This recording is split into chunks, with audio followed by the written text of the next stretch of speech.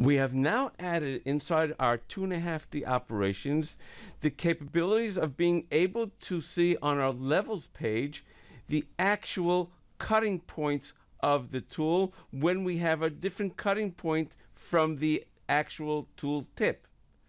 Let's take a look at exactly what I'm talking about. In this particular case, you can see I'd like to actually mill this radius on the part itself. If I were to go to my tool table, you'll see that I'm also using this type of tool.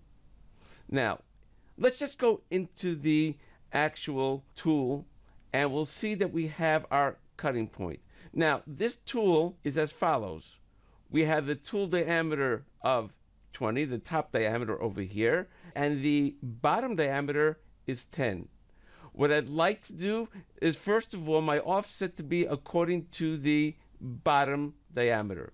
So let's go now into my cutting point. If I go into my cutting point that I've created over here that I'll be using, you'll note that I've done the following. I have my radius set at 5 millimeters.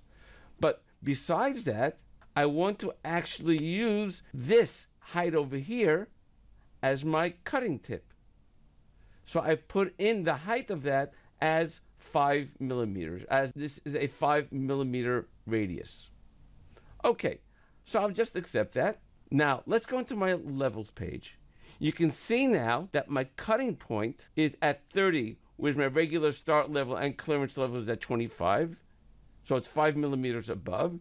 You can see my safety distance, which is normally 2, but my cutting point at that point is really 7 millimeters above. I can also now control what point I actually want to go to a specific depth.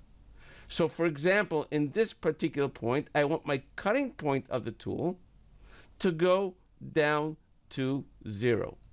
So if I were to take a look at the part itself, you'll see that my cutting point, which is, I said, on top of the tool itself, the top of the radius, I want that to go to my 0 point.